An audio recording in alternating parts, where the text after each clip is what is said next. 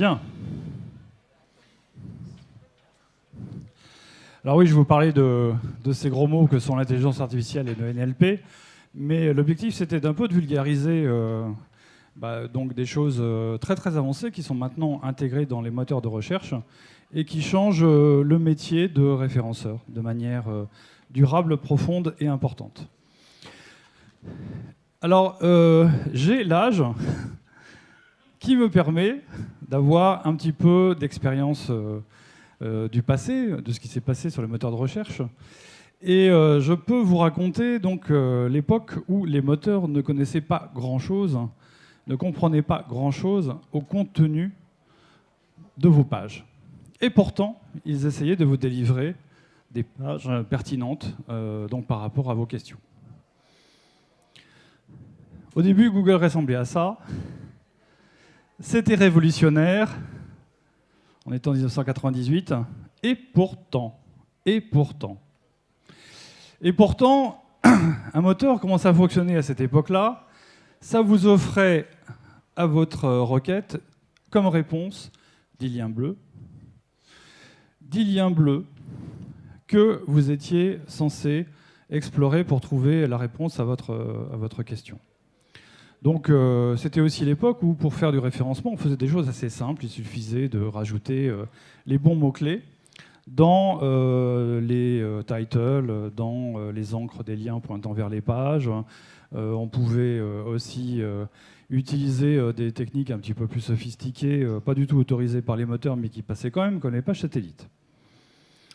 Sauf que les moteurs étaient franchement nuls dans l'identification des pages pertinentes en réponse à une question. Il fallait faire vraiment le travail à leur place. Je vous explique. Rappelez-vous que c'est le process que beaucoup de gens continuent à faire aujourd'hui quotidiennement. Faire une requête sur le moteur de recherche, ça veut dire, vous vous posez une question, vous allez convertir la requête en mots-clés. Est-ce que c'est naturel, ça, comme process? Pas du tout. Donc il y a aujourd'hui une génération dont je fais partie qui a appris à faire cet exercice de manière naturelle. Bah là, nos ados, en ce moment, non. Ils passent directement à la question sur Voice Search. Ensuite, il fallait lire les résultats. Trouver une page qui a des chances de contenir la réponse. Ah oui, on passait parfois des dizaines de pages de résultats des moteurs de recherche avec des liens qui ne contenaient jamais la réponse. Il fallait lire la page pour trouver la réponse. Et recommencer si évidemment la page ne contenait pas la réponse. Le process pouvait prendre un certain temps. Avec AltaVista, on y passait parfois une bonne heure avant de trouver la réponse à sa question. Et il y avait des fois, les moteurs donnaient des réponses drôles, parce que c'est le reflet de comment ça fonctionnait. Donc ça, je vous ai ressorti de mes archives un slide d'une conférence que j'ai fait en 2008. Voilà. Donc, et la question, c'était c'est quoi la capitale du Burundi? Bon. Eh bien, la réponse de Google à l'époque, c'était je vous donne plus ou moins la monnaie parce que je ne comprends pas trop ce que vous voulez en fait. Et puis après, je vous donne une page qui a l'air d'être pertinente. Ouais, pourquoi est-ce que Google pense qu'elle est pertinente? C'est parce que la page contient non pas la réponse à la question, mais la question. La requête est dans la page. Ah, eh oui. Alors, évidemment, il fallait bien qu'un jour, les moteurs se disent il faut améliorer ça. C'est-à-dire que si quelqu'un essaye de trouver une information, c'est quand même intéressant de la délivrer. Alors, est-ce qu'il y a des gens dans la pièce qui sont un peu des nerds ou des geeks et qui connaissent la réponse à la grande question sur la vie, l'univers et le reste? 42. Voilà. Et oui. Donc pour ceux qui ne le sauraient pas, ça vient de Hitchhiker's Guide to the Galaxy, livre humoristique anglais. Et donc la réponse est 42, d'où le nom donc, de l'école 42, d'où donc, plein d'allusions au 42 dans la culture geek. Eh bien, si vous posez la question à Google aujourd'hui, eh bien Google vous donne directement la réponse. Waouh! Mais pas que Google, hein. Là, parce qu'on parle tout le temps de Google, dans Bing, ça marche aussi. Hein. Bon voilà, les moteurs sont devenus des moteurs de réponse, c'est-à-dire que leur intention maintenant, c'est toujours d'essayer de vous fournir la réponse à une question que vous vous posez. Évidemment, c'est quelque chose qui est relativement compliqué à faire. Alors pour y arriver, eh bien, la première des tâches, ça a été déjà d'essayer de trouver quelles étaient les pages les plus similaires. Donc là, en fait, pour arriver à faire ça, les moteurs utilisaient un système qui a l'air comme ça très sophistiqué, mais qui en fait aujourd'hui est devenu totalement obsolète. Ça consistait à compter le nombre de mots qu'on avait sur les pages, à rapporter ce nombre de mots au nombre de mots trouvés dans l'ensemble des documents, de manière à pouvoir pondérer ça de manière intelligente en fonction de la fréquence d'apparition des mots dans la langue. Et donc on s'amusait donc à essayer de déterminer les poids de chaque terme dans un document. Et donc en transcrivant toutes ces informations statistiques sur la fréquence d'apparition des mots dans un document encore donné, ça permettait effectivement de faire ce genre d'exercice, c'est-à-dire être capable de dire, voilà, le document 1 a ses coordonnées dans l'espace sémantique, dans l'espace lexical. Le document 2 a ces coordonnées-là, et la requête est ici. Et donc je mesure l'angle entre le vecteur qui est ici et le vecteur qui est là-bas, et j'arrive à déterminer que ma requête est plus proche en fait du document 2 que du document 1. Donc j'ai intérêt à mettre le document 2 en réponse avant mon document 1. Voilà ce que se faisaient tous les moteurs depuis Alta Vista. Ouais, bon, génial. Génial, sauf que, eh bien, on va voir après qu'il a fallu passer à autre chose pour arriver à avoir des résultats plus intéressants. La phase suivante, historiquement, ça a été de se dire, OK, par contre, tous les termes ne se valent pas. Parmi les termes, il y a ce qu'on appelle les entités nommées. Les entités nommées, c'est tout ce qui représente une désignation d'un objet de la vraie vie et qui n'est pas simplement un mot du dictionnaire. Donc c'est le nom d'une personne, c'est le nom d'une société, c'est un nom de ville, de localisation. Donc là, vous avez le résultat de ce qu'on appelle un processus de reconnaissance d'entités nommées qui prend une phrase et qui, en fonction de la grammaire et donc de l'analyse également de toute une série de bases de références, va être capable d'identifier que Apple est une société et pas la pomme. Que Tim Cook est en fait une personne qui est donc bien le CEO de Apple. Et que ici, Cupertino, c'est bien une location. Et donc ça permet de faire des choses là-dessus qui sont déjà beaucoup plus intelligentes, comme par exemple ceci. Alors quand vous tapez comme requête Ice Cube dans Google, le moteur, c'est deux choses. Il sait en fait que personne qui tape Ice Cube veut en fait des informations sur des glaçons. Mais vraiment, personne. Et que par contre, Ice Cube, c'est le nom d'un rappeur. Et donc, regardez ce que donne la réponse. Eh bien, vous avez plus d'informations sur le rappeur que sur les glaçons. Et ça, c'est vrai sur les 3 premières pages. Et là, vous avez toutes les informations dont vous avez voulu rêver sur le rappeur Ice Cube, grâce à ceci, qui sont des données qui viennent de ce qu'on appelle le knowledge graph, c'est-à-dire une base de données qui contient non seulement des faits sur Ice Cube, mais également pas mal de relations qui relient Ice Cube à d'autres rappeurs, donc à ses parents, etc. Donc voilà, ça c'est déjà un progrès intéressant, parce que ça permet de détecter réellement qu'est-ce qu'il y a derrière une requête. Est-ce que voilà, je suis en train de taper un nom de ville, un nom de société, et du coup, quels sont les types d'informations que je peux montrer, afficher sur cette entité nommée. Bien, ok. Mais alors du coup, aujourd'hui, qu'est-ce que répond Google à cette question? C'est quoi la capitale de Burundi? Bon, on n'est plus en 2008, on est en 2020, et Google est capable de donner directement la réponse. La capitale de Burundi, eh bien, Gitega. Voilà. Et donc là, la réponse est juste, et il vous donne la réponse. Pas des liens bleus, la réponse. Avec en plus une carte Google Maps, etc. Alors pourquoi cette évolution est devenue aussi importante? C'est parce que oui, Google a commencé à utiliser la recherche vocale, donc comme interface avec son moteur de recherche. Je vous raconte un petit peu l'histoire de la naissance de cette idée chez Google. Il y avait à la tête du programme de Google Mobile des gens qui étaient des fans de Star Trek. Et donc, ces gens étaient toujours impressionnés par la façon dont les personnes dans Star Trek interagissaient avec l'ordinateur. Vous savez, ordinateur, dis-moi quelle est la température de la planète Sirius 23. Donc, l'ordinateur disait, bah oui, c'est 500 degrés, donc on ne va pas y aller. Ok. Bon, eh bien, les gens ont voulu, chez Google, simuler ça et avoir vraiment une recherche vocale qui atteigne ce niveau. C'était vraiment le projet. Et donc, le projet, d'ailleurs, avait un nom de code qui était le nom de la femme de Gene Roddenberry, donc la personne qui a inventé Star Trek, pour dire à quel point il y avait vraiment un rapport avec ça.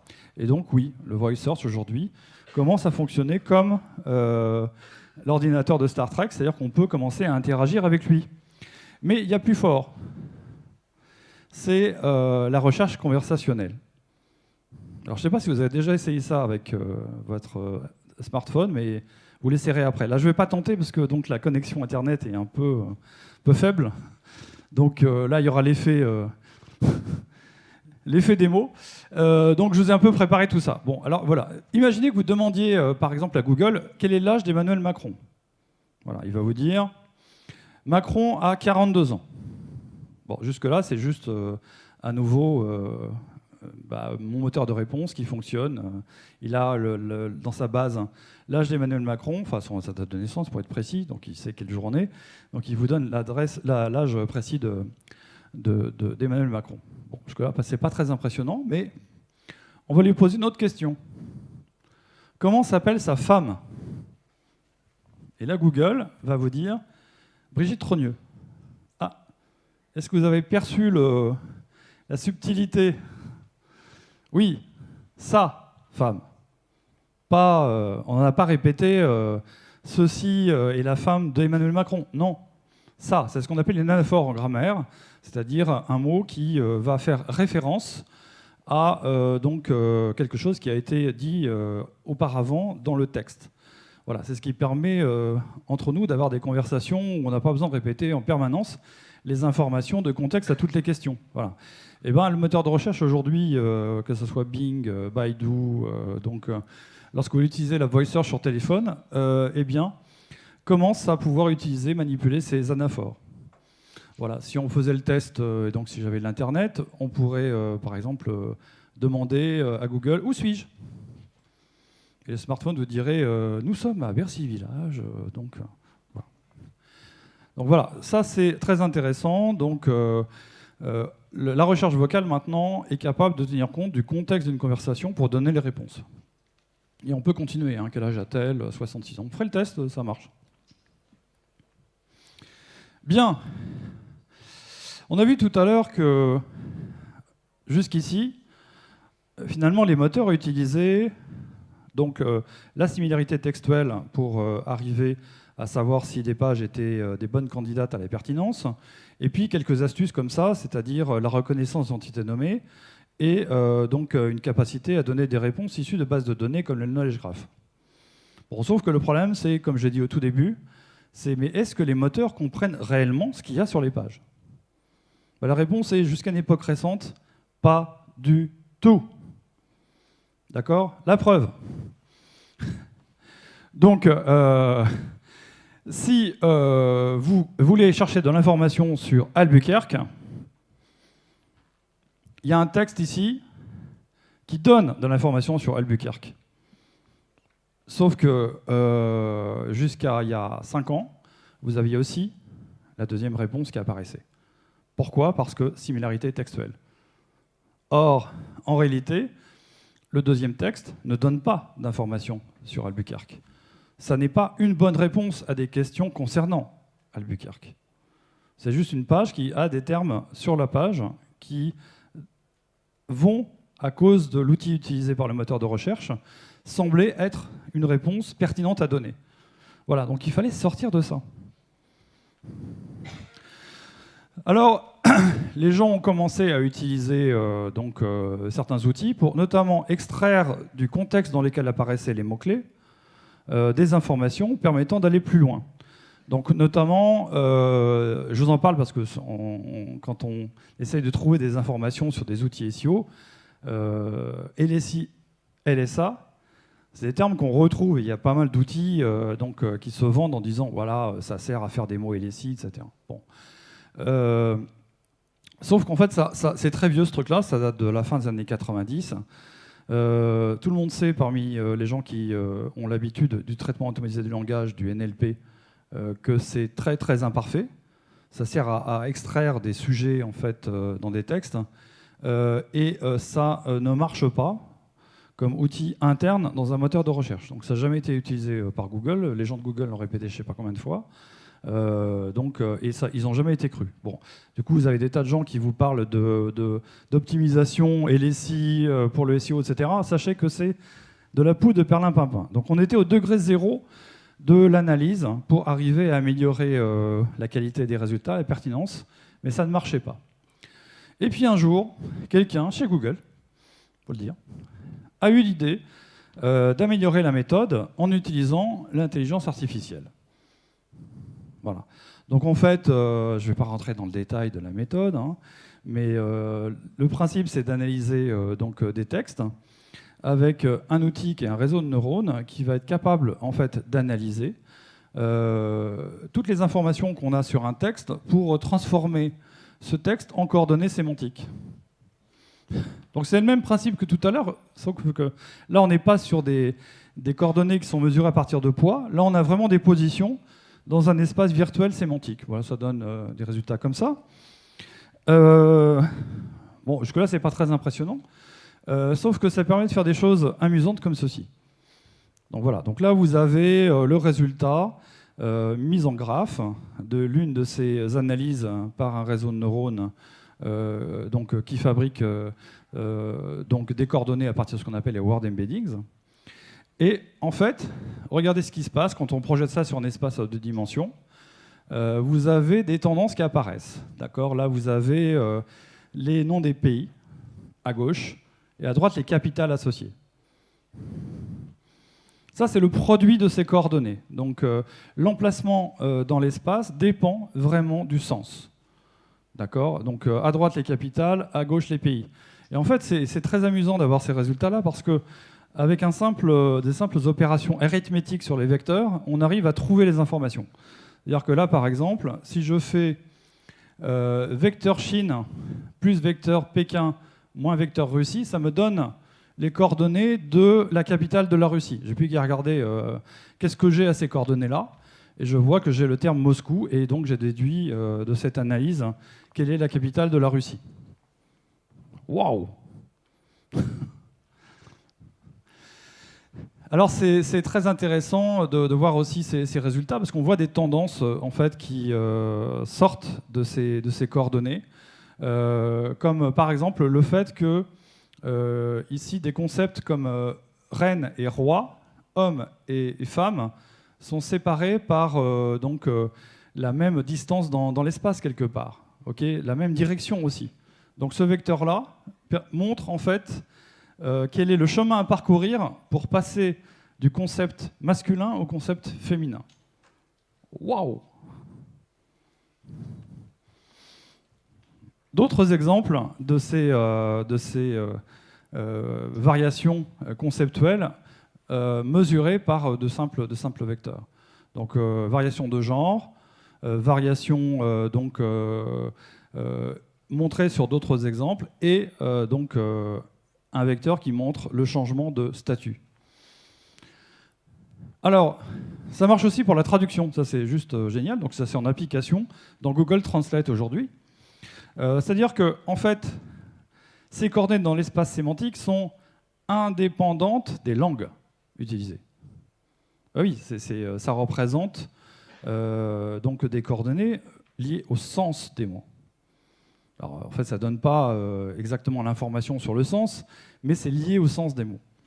Donc si vous voulez trouver en fait quelles sont les traductions de différentes langues, il suffit de regarder qu'est-ce qu'il y a comme terme dans les différentes langues aux mêmes coordonnées. Et c'est forcément les traductions exactes quand c'est aux mêmes coordonnées exactement.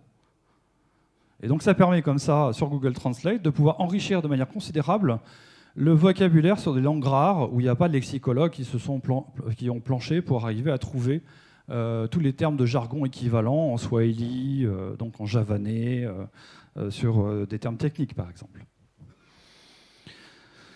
Bon, alors vous allez me dire, ouais, ça a l'air magique ce truc, mais est-ce que les moteurs peuvent utiliser ça pour améliorer la pertinence de leur réponse? Alors, juste ça, la réponse est carrément pas vraiment.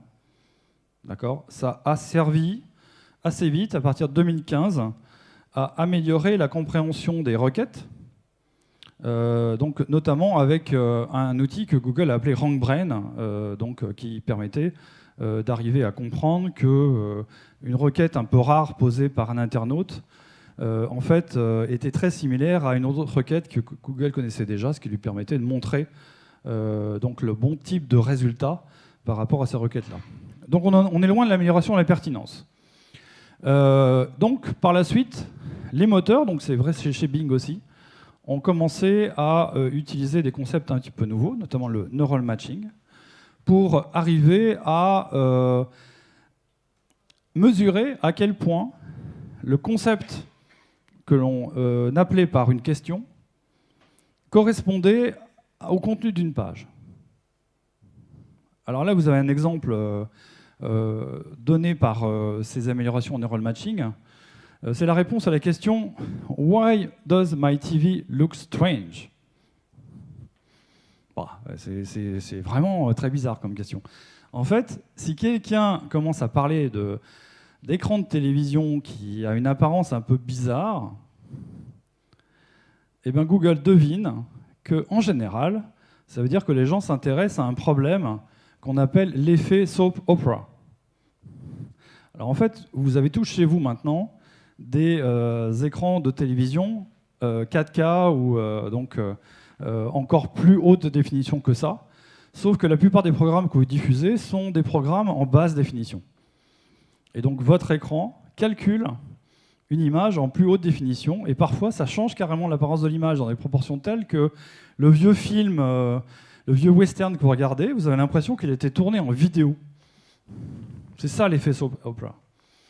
Et donc là, ce qui est intéressant, c'est de voir que grâce à une meilleure application de ces nouveaux outils sémantiques à base d'intelligence artificielle, un moteur comme Google est capable de comprendre qu'il faut apporter comme réponse en tête des résultats une page qui ne contient absolument pas les mots inclus dans la question, mais qui est effectivement la réponse qui semble la plus pertinente, la plus logique par rapport à la question posée.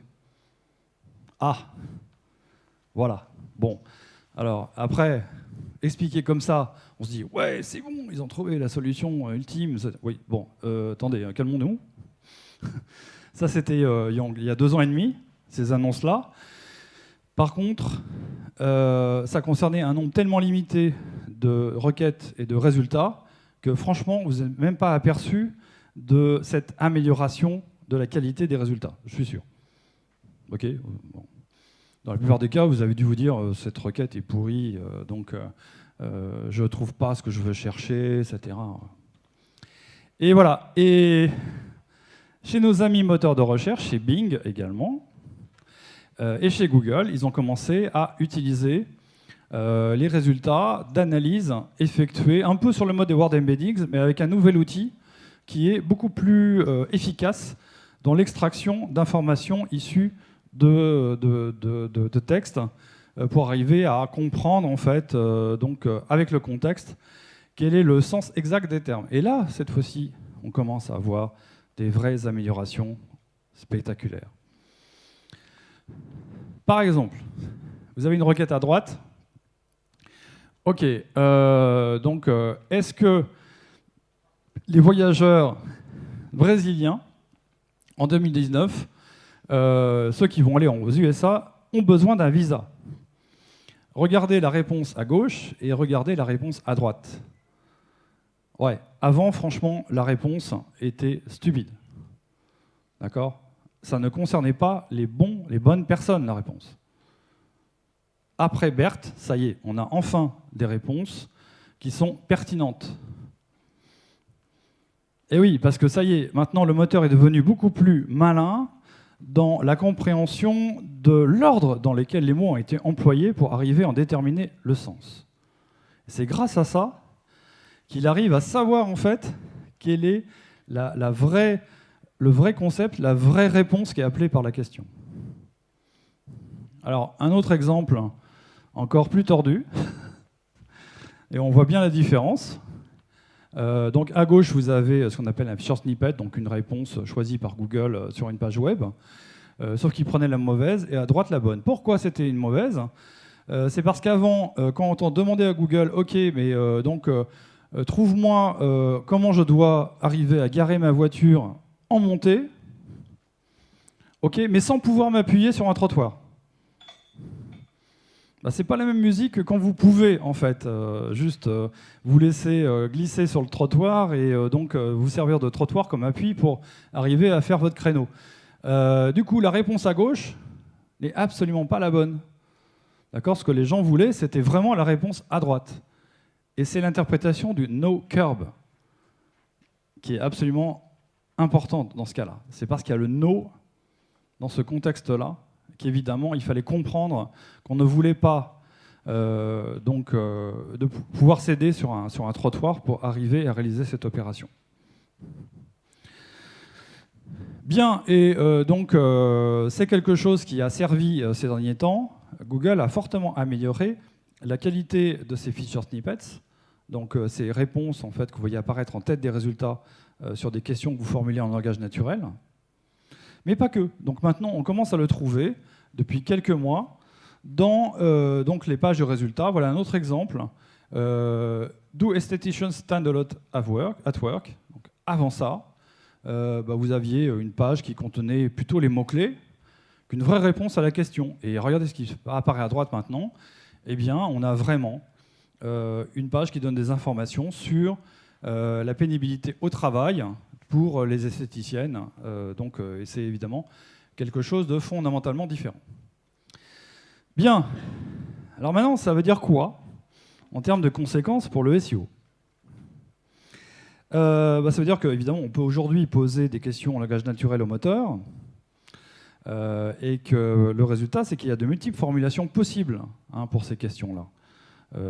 Et ça a une conséquence sur toutes les analyses que l'on fait par rapport aux mots-clés. On peut trouver parfois, dans ces statistiques, jusqu'à 1000 formulations différentes de questions qui vont atterrir sur votre page d'atterrissage aujourd'hui. 1000 formulations différentes, parfois beaucoup plus. Et oui, parce qu'il y a toujours des façons différentes possibles de formuler une question qui appelle strictement la même réponse. Voilà. Et c'est comme ça maintenant que les gens formulent parfois les requêtes en utilisant la recherche vocale. Autre effet, donc une page peut sortir en tête des résultats sans contenir les mots-clés de la requête.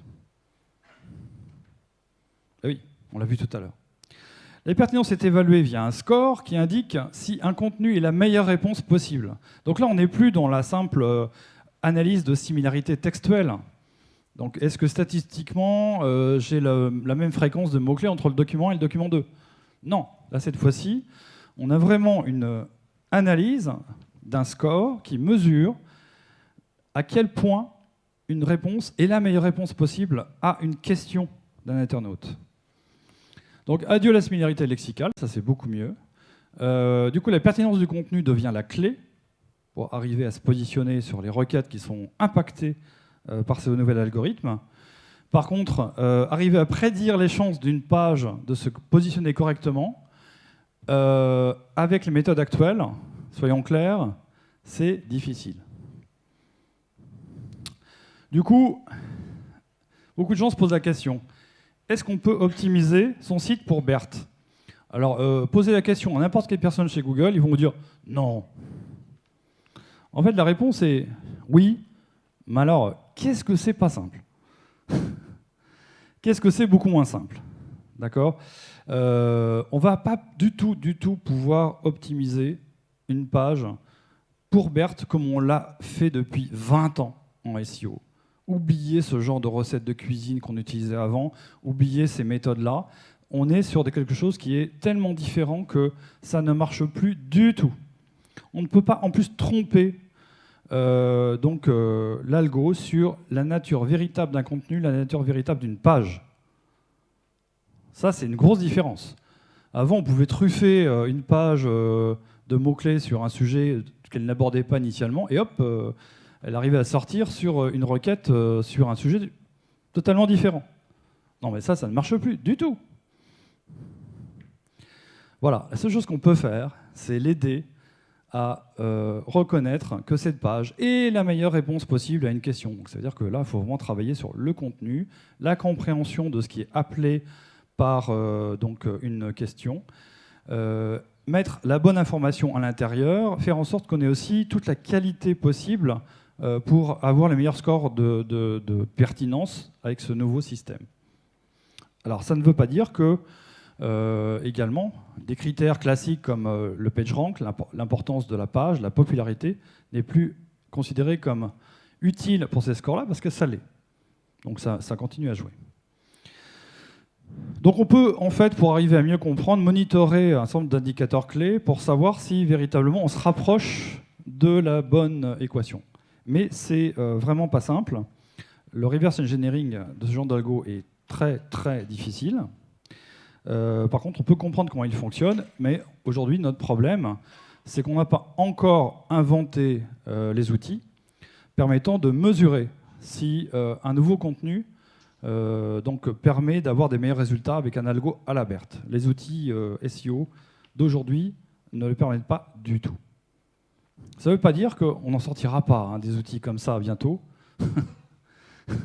On se reparle dans 2 ans. On va, à mon avis, voir des gens certainement commencer à réfléchir à comment vous aider concrètement dans cette direction-là. Bien, alors, est-ce que ça, c'est vraiment l'évolution ultime? Alors là, pas du tout. Pas du tout. Vous allez voir, ça va continuer à changer. BERT, c'est tout neuf. On en est vraiment aux prémices, au début, au premier balbutiement de ce genre d'application de ces algos-là. Et BERT est un algo qui, aujourd'hui, est assez pourri. Évidemment, c'est bien mieux, bien plus intelligent que tout ce qu'on a vu avant. Mais honnêtement, il y a des faux positifs, il y a des situations dans lesquelles, en fait, le vieil algorithme est encore beaucoup plus performant. Donc vos pages de résultats ne sont pas entièrement fabriquées à partir des scores donnés par BERT. Pas du tout. D'accord ? Il y a une minorité des résultats qui aujourd'hui sont influencés par ça. Le reste est fourni par les anciennes couches du moteur de recherche. Par ailleurs, il y a beaucoup de requêtes que vous formulez avec des mots-clés qui n'activent pas du tout des pages différentes propulsées là par BERT. En fait, avec ces requêtes à l'ancienne, c'est plutôt l'ancien algorithme, qui est toujours là, qui va être employé pour arriver à sortir des pages pertinentes. En fait, à chaque fois que vous ne donnez pas assez de contexte au moteur pour comprendre ce que vous voulez, que ça soit avec notre histoire de recherche conversationnelle, avec toutes les infos qu'il a été piquées sur votre smartphone pour arriver à savoir ce que vous voulez vraiment. Si vous ne lui avez pas donné une phrase en langage naturel comme question, eh bien, il va avoir du mal à vous trouver mieux que la réponse donnée par l'ancien algo. Ok, bon du coup, sachez quand même qu'on est à l'aube d'une grosse révolution qui sont apportées par ces intelligences artificielles. Et je peux vous dire que voilà, ça y est, j'ai encore changé de métier. Ça fait déjà 20 ans que je fais de l'optimisation pour les moteurs de recherche.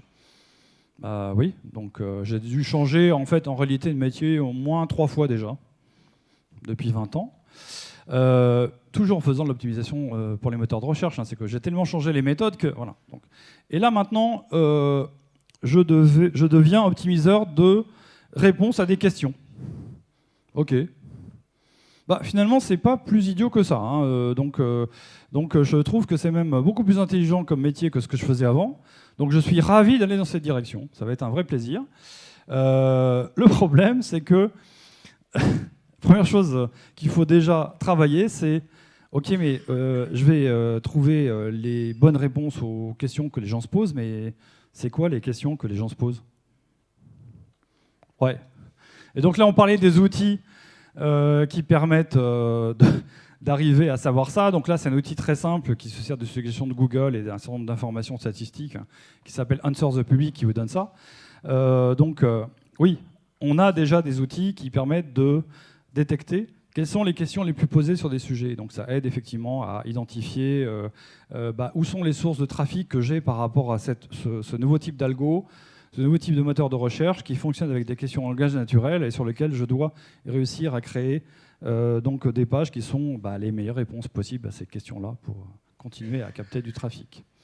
Donc c'est beaucoup plus smart qu'avant, beaucoup plus proche de l'humain. Bien, conclusion. Optimiser pour des mots-clés perd progressivement de sa pertinence. Et ça pour tout. Il n'y a pas que pour le SEO. Hein. C'est vrai aussi pour le PPC. Soyons clairs, hein, les questions en langage naturel sont en train de ruiner le ciblage par mots-clés en PPC. Et donc si vous vous demandez pourquoi votre conseiller chez Google n'arrête pas de vous dire non mais en fait le ciblage d'audience c'est génial. Bah oui, c'est parce qu'aujourd'hui, si vous voulez cibler par mots-clés, ça devient de plus en plus inefficace, imprécis, il y a des problèmes de couverture, alors que le ciblage d'audience, oui, on est beaucoup plus près de vraiment ce qui va être efficace pour vous. Donc c'est normal qu'il commence à vous dire ça, parce que oui, plus le temps passe, plus les gens posent des questions en langage naturel, hein, plus la pertinence du ciblage par mots-clés se réduit par manque de couverture et par manque d'efficacité. Donc la stratégie pertinente, c'est de commencer à se dire, ok, je ne vais pas simplement faire l'optimisation classique, je vais aussi dans certains cas me dire, il faut que je fasse de mes pages les meilleures réponses possibles aux questions que les gens se posent dans mon secteur d'activité. Et donc effectivement, avec le temps, NLP et IA permettent au moteur d'être plus efficace dans l'identification de la bonne réponse. Alors, est-ce que vous devez complètement changer vos méthodes de travail à partir d'aujourd'hui? Alors, je vous dis non, parce que les anciennes optimisations continuent de fonctionner. J'ai expliqué que dans beaucoup de circonstances, beaucoup de résultats sont donnés par l'ancien algorithme. Mais plus les années passent, plus les algorithmes de Google progressent, plus la proportion de requêtes effectuées en langage naturel augmente. Et donc, voilà, il faut se préparer à l'évolution. La bascule va être progressive, mais il faut commencer dès maintenant à réfléchir à de nouvelles façons d'optimiser vos pages. Voilà, je vous remercie. Je ne sais pas si on a le temps pour une ou deux questions. Non? Une minute. Alors, une petite question si vous en avez une. Comme j'ai dit, vous avez le choix. Ah, en vrai, on va y aller tout de suite. Quelles sont les conséquences de BERT pour un site qui serait créé dans 3 mois où il n'y a pas du tout d'antériorité, qui démarre complètement? Alors, donc là, il n'y a pas de problème particulier. En fait, BERT n'a pas besoin d'antériorité, il a juste besoin de comprendre quel est le contenu d'un site et quel est le type de site sur lequel ces pages sont implémentées. Et il va utiliser donc plein d'autres scores en même temps, mais qui sont liés effectivement à l'analyse du contenu des pages. Donc en fait, un nouveau site sera analysé de manière intelligente sans avoir besoin de l'antériorité. On est dans les temps. Est-ce qu'il y a encore une question? Alors attention, c'est la last question. Est-ce qu'il y a une meilleure question? Faut que tu la poses d'abord pour savoir. Philippe, moi, il y a un truc qui m'intrigue, c'est que par rapport à Google Translate, en fait, pourquoi DeepL, c'est ça, parce que du coup, j'ai toujours entendu dire, mais tu vas peut-être me contredire, DeepL, normalement, est censé faire des meilleures traductions, en anglais en tous les cas, que Google Translate. Est-ce que c'est toujours vrai? Et du coup, comment un DeepL arrive à concurrencer sur ce sujet un Google Translate? Alors, en fait, entre nous, hein, DeepL utilise exactement ces méthodes-là. D'accord? C'est-à-dire qu'il y a de fortes exploitations des derniers progrès en intelligence artificielle pour le NLP dans DeepL. Simplement, c'est pas le même objectif. Google Translate, c'est un système universel qui fonctionne dans plein de langues. DeepL, tu verras que donc il y a moins de langues couvertes et que la qualité des résultats n'est pas la même sur l'anglais, l'allemand et le swahili, le javanais. Donc voilà, donc c'est juste ça, ils travaillent plus avec des algos pour renforcer certaines langues que d'autres, parce qu'il y a un marché pour certaines langues et pas pour d'autres. Mais honnêtement, c'est exactement les mêmes types d'approches et d'algos qui sont derrière.